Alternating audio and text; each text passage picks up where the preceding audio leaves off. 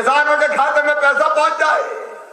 मेरे किसान भाइयों, भारतीय जनता पार्टी आई है, इसलिए गौड़ परियोजना पे का जल्दी काम प्रारंभ करके किसानों के खेतों में पानी पहुंचाने का अभियान चलाने का हमने संकल्प लिया है। सांसद जी, मेरे विधायक साथी कुंवर सिंह जी और सुभाष जी और अमर सिंह जी सब बैठे हैं, रामलल्लू जी तो यहीं से थे। लेकिन उस समय कांग्रेस ने क्या किया? विकास के सारे काम ठप्प कर दिए, योजनाओं पे काम बंद हो गया। लेकिन हमने, जब मैं मुख्यमंत्री बना 23 मार्च को, तो पता चला कमलनाथ जी ने तो किसानों के फसल बीमा योजना के प्रीमियम की राशि जमा नहीं करी, 2200 करोड़ रुपया वो ही खा गए। हमने सबसे पहले 2200 करोड़ रुपया जमा करके 3100 करोड़ किसानों के खाते में डलवाए।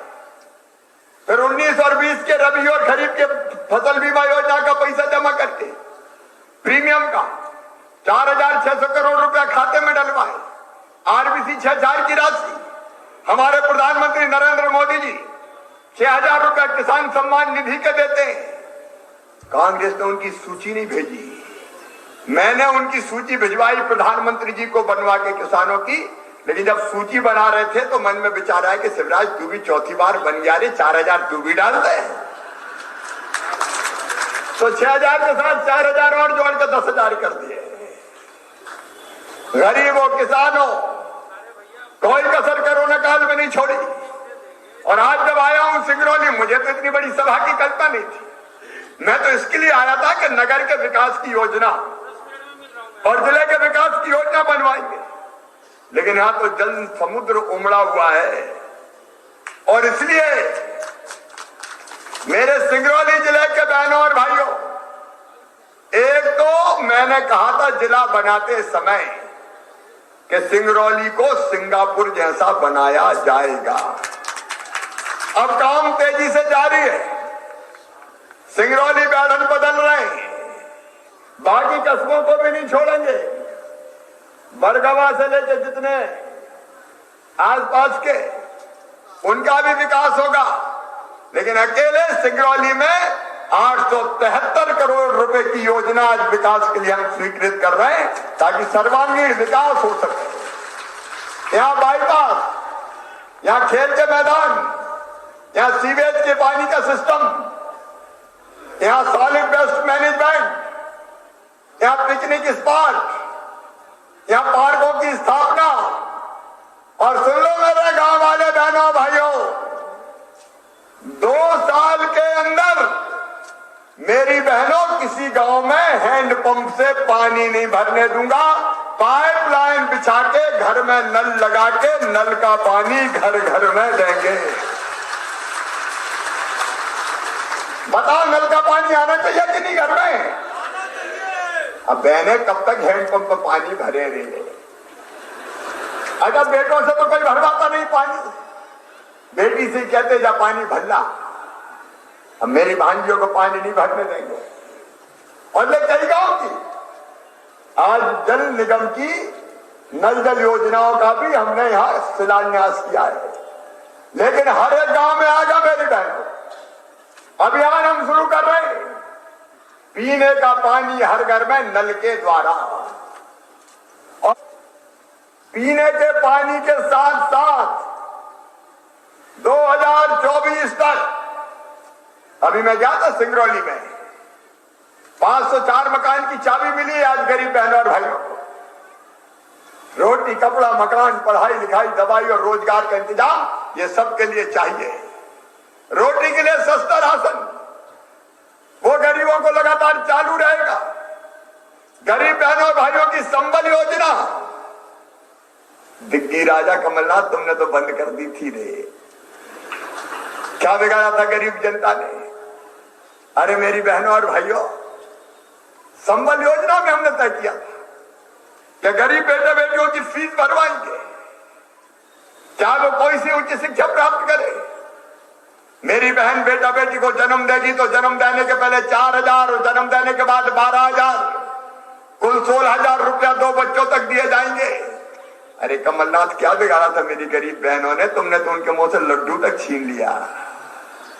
अब बहनों फिर से चालू कर रहे, वो योजना फिर से चालू हो रही है। बेटियों की हम शादी करते थे, कमलनाथ जी अकड़ गए, कहने लगे ये शिवराज तो कम पैसे देता, मैं 51,000 दूंगा। अब लोग भी खुश हो गए कि 51,000 मिलेंगे। शादी हो गई, फेरे पड़ गए, बेटी विदा हो गई, ससुराल चली गई, भांजे भांजी भी आ गए, लेकिन कमलनाथ का पैसा नहीं आया। बेटियों को नहीं छोड़ा, उनको धोखा दिया। अब ये कोरोना खत्म हो रहा है, फिर से बेटियों का विवाह का अभियान शुरू किया जाएगा। भांजियों के पैर मामा पूजेगा मेरे बहन और भाइयों। फिर से ये योजना हम चालू कर रहे हैं। एक्सीडेंट हम मौत होती थी 4 लाख देते थे, वो 4 लाख तुमने बंद कर दिए। सामान्य मृत्यु को 2 लाख देते थे, वो 2 लाख बंद कर दिए। अंतिम संस्कार के लिए 5,000 देते थे। कमलनाथ जी आपने तो गरीबों के कफन के 5,000 भी छीन लिए रे। अब ये योजना फिर चालू कर रहे हैं। रोटी, कपड़ा और मकान। मैं फिर कह रहा हूं 2024 तक इस पूरी टीम की कोशिश होगी, पूरे सिंगरौली जिले में कोई गरीब बिना मकान के नहीं रहने देंगे। बड़ा नहीं, लेकिन छोटा पक्की छत वाला मकान जरूर मिल जाए। बोलो होना चाहिए कि नहीं? जोर से बोलो, होना चाहिए कि नहीं? उसकी व्यवस्था करेंगे। और मेरे बेटा बेटियों, ये सिंगरौली पावर हब बन रहा है। मैं उन भाइयों को प्रणाम करता हूं जिनकी जमीनें गई है उद्योगों में, और आज मैं कलेक्टर है, कमिश्नर है, कहा है भाई देखो, रोज समीक्षा करो। विस्थापितों को पूरा हक और अधिकार मिलना चाहिए। उद्योग आए, लेकिन विस्थापितों को भी पूरा हक मिलना चाहिए। इसकी हर महीने समीक्षा करो, उद्योगों के साथ समीक्षा करो, और इसके साथ साथ हर उद्योग में उद्योग लाएंगे, क्योंकि बिना उद्योग के काम नहीं चलेगा। लेकिन स्थानीय बेटा बेटियों को रोजगार मिले, इसकी गिनती करना। रोजगार हमारे बच्चों को चाहिए, चाहिए कि नहीं चाहिए? और इसलिए स्थानीय बच्चे, जो शासन की नीति है, कम से कम 75% उनको रोजगार मिलना चाहिए। इसकी गिनती उद्योगों में होनी चाहिए, इसकी मॉनिटरिंग होनी चाहिए, ताकि ये बच्चे काम धंधे से लग सके। और काम धंधे से लगने के लिए ट्रेनिंग चाहिए। काम नहीं आएगा तो कौन देगा?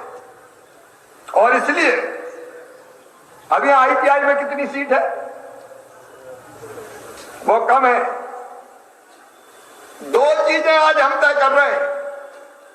एक तो माइनिंग कॉलेज की स्थापना, जो पहले से सोचा है सिंगरौली में की जाएगी, माइनिंग इंजीनियरिंग कॉलेज होना चाहिए कि नहीं? तो आज जनता की अदालत में तय हो गया। तेजी से इसकी प्रक्रिया पूरी करेंगे और माइनिंग इंजीनियरिंग कॉलेज सिंगरौली की धरती पर खोला जाएगा, ताकि मेरे बच्चों को ट्रेनिंग मिले और बाद में वो रोजगार से लग जाए। मेडिकल कॉलेज खोलने का फैसला सिंगरौली में किया जा चुका है। DPR बन रहा है। अगली बार उसके भूमि पूजन के लिए भी आएंगे। यहां इंजीनियरिंग कॉलेज, यहां मेडिकल कॉलेज, लेकिन इसके साथ साथ एक आधुनिक ITI की स्थापना और की जाएगी, जिसमें बच्चे ट्रेनिंग ले सके और ट्रेंड बच्चों को हम रोजगार दिला सके। देखो भैया, रोजगार जरूरी है। भूखे भजन ना होए गोपाला, धर लो अपनी कंठी माला। अब रोटी नहीं है मामा, तो फिर क्या होगा? और इसलिए बच्चों के हाथ में कौशल चाहिए। हम रोजगार मेला 20 तारीख को लगा पूरे प्रदेश की धरती पर। पढ़ने में जो तेज है मेरे बेटा बेटियों, और तुम गरीब परिवारों से आते हो, कोई जाति को, सामान्य वर्ग के हो, चाहे पिछड़े वर्ग के हो, चाहे SC के हो, चाहे ST के हो, चिंता मत करना, तुम्हारा मेधावी हो और आय परिवार की कम है तो तुम्हारी कॉलेज की फीस चाहे मेडिकल और दूसरे कॉलेज क्यों ना हो, तुम्हारे मम्मी पापा नहीं तुम्हारा मामा शिवराज सिंह चौहान भरवाएगा। और एक रही इलाज की बात, सामान्य वर्ग, पिछड़ा वर्ग, SC ST कोई भी हो भैया, बीमार हो जाए तो कहां जाए? अगर 1-2 लाख का खर्चा आ गया तो मर ही जाता है। साथी, नेता, पदाधिकारीगण और व्यवहारी में उपस्थित मेरी बहनों, मेरे भाइयों, मेरे भांजे भांजियों, दोनों हाथ जोड़ के शीश झुका के आपको प्रणाम करता हूं, आप सबको नमस्कार करता हूं। प्रिय बहनों और भाइयों, सबसे पहले तो आपको धन्यवाद। अब मुझे याद है जब से ये बाणसागर बांध बना तो पानी तो मिल गया कई जगह लोगों को, लेकिन व्यवहारी का विकास अवरुद्ध हो गया और इसलिए आज आपके बीच आया हूं। तो एक पुल तो सोन नदी का बन रहा, उसका शिलान्यास तो होगा ही, लेकिन उससे काम नहीं चलेगा, दूसरा पुल भी बनेगा और पूरी अप्रोच बनेगी और उसमें लगभग 112 करोड़ रुपया लगेंगे। वो पूरे 112 करोड़ रुपया मैं व्यवहारी के विकास के लिए स्वीकृत कर रहा हूं, क्योंकि बाणसागर के कारण आसपास के मार्ग अवरुद्ध हो गए, दूर घूम के जाना पड़ता है और उसके कारण विकास के सारे रास्ते भी बंद हो गए। शरद जी, एक झटके में सब कर रहा हूं। ये पुल भी, दूसरा कौन सी नदी का और है, बगल में बना हुआ वो और बनना है वो भी, और अप्रोच भी 40 किलोमीटर की दूरी बरई होकर कटनी जाना है तो इससे कम हो पाएगी और व्यवहारी के विकास के रास्ते फिर से खुल पाएंगे। तो व्यवहारी को नगर पंचायत नहीं, अब नगर पालिका बना दिया जाएगा। अब इतना पुराना शहर, इतना ऐतिहासिक शहर और नगर पंचायत नहीं रहे। हम नगर पंचायत नहीं, नगर पालिका व्यवहारी होगा, ये हम फैसला कर रहे हैं। अब यह स्नातक महाविद्यालय है तो आज मैं ये फैसला कर रहा हूं कि स्नातक नहीं, व्यवहारी का महाविद्यालय स्नातकोत्तर महाविद्यालय कर दिया जाएगा। यहाँ MA, MSc, M.Com, मेरे बेटा बेटी काहे को बाहर पढ़ने जा रहे, व्यवहारी में ठाट से पढ़ना, यही व्यवस्था की जाएगी। अगले सत्र से ही ये व्यवस्था कर दी जाएगी। वैसे भी कोरोना की दवाई अब प्रधानमंत्री लेके आगे संजीवन बूटी हनुमान जी की तरह और लगना भी शुरू हो गई, लेकिन मैं देख रहा हूँ कहीं ने मास्क नहीं लगाया। भैया दादाओ, अभी कुछ दिन मास्क लगा के रखो, ये कोरोना अभी गया नहीं है, उसके लिए सावधानियां जरूरी है। लेकिन स्नातकोत्तर महाविद्यालय व्यवहारी में संचालित होगा और एक जहां बताओगे ग्रामीण क्षेत्र में, वहां ग्रामीण क्षेत्र में भी महाविद्यालय यहां बना दिया जाएगा आवश्यकता के हिसाब से।